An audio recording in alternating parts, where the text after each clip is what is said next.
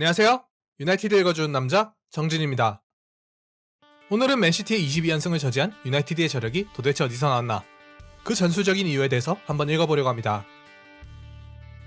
이번 맨체스터 더비는 절대 쉽지 않은 경기였습니다. 맨시티는 5대 리그 최다 연승 기록을 노리고 있었고, 지난 리그 19경기에서 단 1분도 상대에게 리드를 내어주지 않으면서 리그 역사상 가장 오랜 기간 리드를 내어주지 않은 팀으로 랭크되어 있기도 했죠. 그런데 막상 패를 까본 이번 경기는 시작한 지 채 1분도 되지 않아 제주스의 치명적인 실수로 인해 최장기간 리드 기록이 깨지는 것으로 시작되었습니다. 그래서 이른 시간 선제골을 넣고 경기를 원하는 대로 끌고 갈 수 있었기 때문에 소샤르 감독이 운 좋게 승리한 것이 아니냐는 여론 역시 존재하죠. 그렇지만 그 이면에는 패배 포지셔널 플레이에 대한 소샤르의 치밀한 타겟책이 숨어 있었습니다. 시티에게 주도권을 내준 상황에서도 공격적인 목표를 놓치지 않고 한편으로는 클린시트를 기록한 단단함이 어디서 나올 수 있었는지, 이번 영상에선 맨더비에서 나타난 소샤르의 대비책에 대해서 한번 이야기해보겠습니다. 우선 이번 경기의 양상을 이해하기 위해선 포지셔널 플레이에 대한 기본적인 이해가 필요합니다. 포지셔널 플레이란 경기를 일반적인 종횡의 분할로 나누는 것이 아니라 좀 더 역할 중심의 공간으로 나누어서 경기 국면에 따라 약속된 공간에 공의 움직임을 맞춰 선수들이 위치하면서 시스템적으로 완성된 수적 우위를 형성하는 방식입니다. 기존 토탈 풋볼의 경우 공의 주변의 수적 우위를 형성하는 것은 분명 이점이었으나 그쪽으로 선수가 과도하게 밀집되면서 밸런스가 깨지고 다른 지역의 취약점이 생긴다는 문제점이 있었습니다. 그래서 비엘사 같은 전술가들을 필두로 어떻게 하면 공 주변의 수적 우위를 유지하면서 밸런스 있는 공간 배분을 할 수 있는지에 대한 헤드업을 내놓기 시작했고, 그 결과로 나온 것이 허에거대 포지셔널 플레이였습니다. 포지셔널 플레이의 가장 큰 이점은 경기 각 국면에서 선수들의 역할이 정확하게 배분되어 있다는 것입니다. 예를 들어 공이 센터 서클 아래 빌드업 코어의 두 번째 라인에 위치할 때 선수들은 자신이 위치해야 할 지역을 정확히 인지할 수 있습니다. 그래서 그 위치에 각각 포진하면 사전에 짜놓은 치밀한 구성 덕분에 자연히 공 주변의 수적 우위를 확보할 수 있으면서 동시에 대형 밸런스가 유지되는 구조가 형성되죠. 선수들은 공을 받더라도 자신이 볼 수 있는 위치뿐만 아니라 고개를 돌려보지 않으면 알 수 없는 동료들의 위치와 움직임까지 어느 정도 예측할 수 있고, 이는 경기장에서 지배적인 기조를 유지하는 데 큰 도움이 됩니다. 시야를 굳이 돌려보지 않더라도 선수들의 위치를 상상할 수 있다는 것만으로도 판단의 속도에서 큰 차이가 발생하니까요. 과르디올라의 철학은 이런 포지셔널 플레이를 완성 형태로 이끌어 놓은 것이었고, 때문에 대부분의 상대팀들은 알면서도 맨시티의 흐름에 당할 수밖에 없었습니다. 시티는 기술적인 선수들을 굉장히 많이 보유하고 있기에 어느 위치에서건 압박을 풀어낼 수 있는 기본적인 힘을 가지고 있죠. 그래서 전방에서 공을 뺏어내는 데 실패한다면 포지셔널 플레이가 만들어내는 지속적인 서드맨의 형성과 위치 고정에 의해서 후방에 더 큰 공간을 내준다는 리스크를 감수하지 않는 한 쉽사리 공 주변에서 수적 우위를 유지할 수 없습니다. 다시 말해 과르디올라의 생각대로 경기가 흘러간다는 것이겠죠.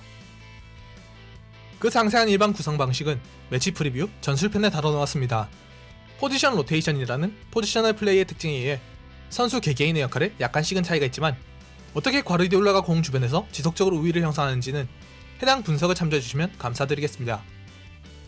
이후에 포지셔널 플레이에 대한 좀 더 나아간 분석을 공간론의 차원에서 한번 이야기해볼 계획을 하고 있고, 이번 영상에서 포지셔널 플레이를 계속 이야기하다간 영상의 길이가 지나치게 길어질 수 있기에 필요한 부분만을 차용해서 이야기하도록 하겠습니다.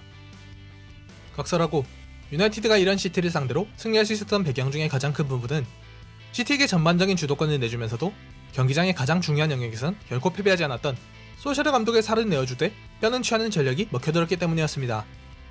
선택과 집중이라는 측면에서 포지셔널 플레이가 가진 치명적인 약점, 편제화된 공간 배분과 간격 유지로 인해서 시스템을 무너뜨리는 상대의 특정 지역에 대한 밀집에 취약점이 발생한다는 것이 그대로 드러났죠.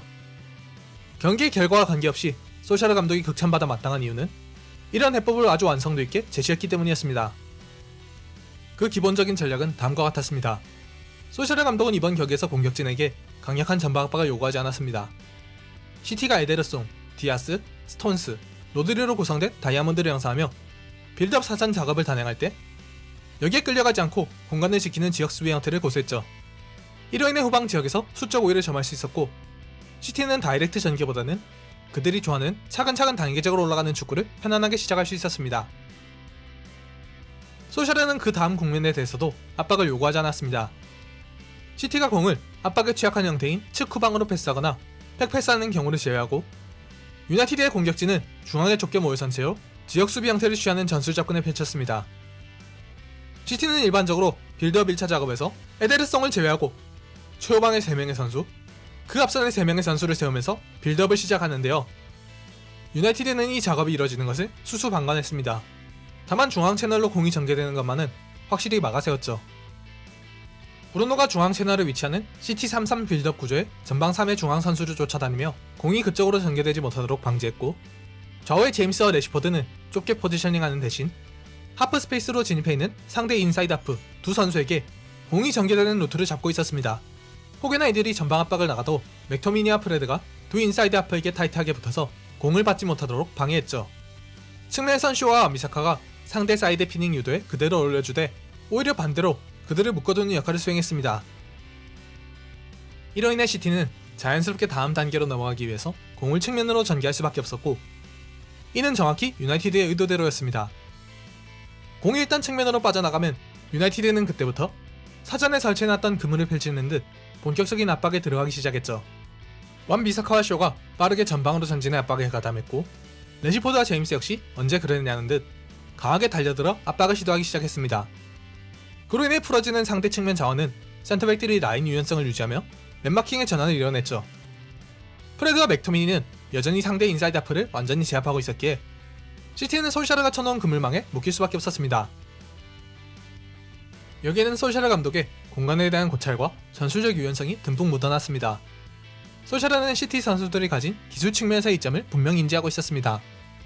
수비진에 이르기까지 발재간이 좋은 선수들을 다수 구성해놓은 시티였기에 섣부른 전방 압박은 오히려 탈압박과 공간 노출로 끝나게 되리라는 것을 잘 알고 있었죠.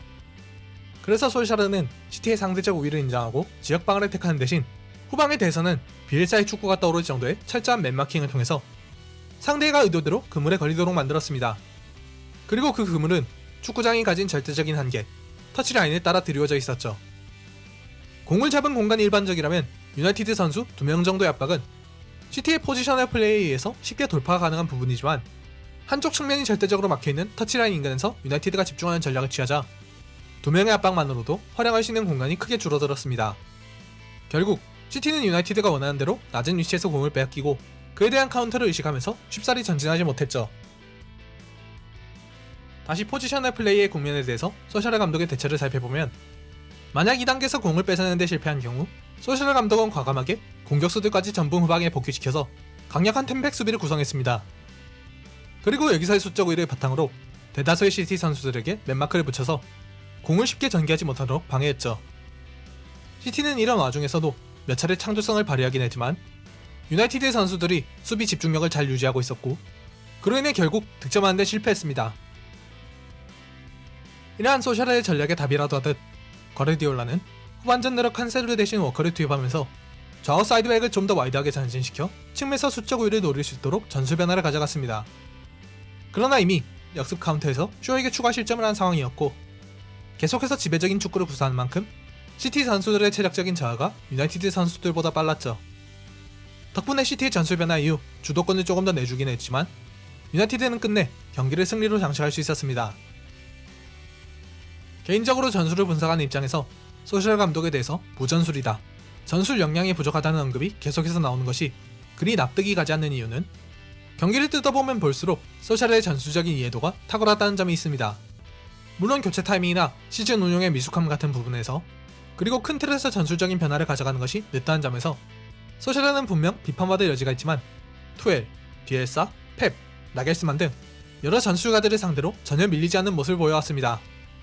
이번 경기에서도 단순히 지역 방어 형태를 고수하는 것이 아니라 후방에 대해서는 지난 리즈전에서 비엘사의 축구를 보고 배우기라도 한 것인지 데인마크 위주의 운영을 펼치며 유연함을 보여줬고, 역습 상황에선 시티의 선수들이 달려들어 공을 뺏으려 한다는 것을 알고 선수들에게 원터치로 공을 전개하지 못한다면 차라리 상대가 달려드는 것을 버티거나 흘려내고 그 위에 공간을 활용해 볼을 전개하라는 식으로 섬세한 디렉팅을 했다는 것이 경기 장면에서 크게 눈에 띄었습니다.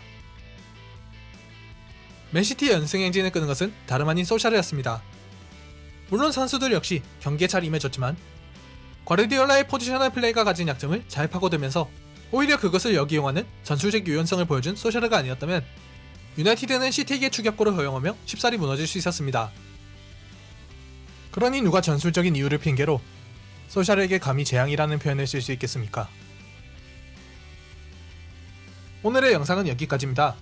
영상이 유익하셨다면 좋아요와 구독, 알림 설정까지 부탁드립니다. 다음번엔 더 알차고 재미있는 유나이티드 이야기로 찾아오겠습니다. 시청해주셔서 감사드리며 다음 영상에서 뵙겠습니다. 지금까지 유나이티드 읽어주는 남자 정진이었습니다.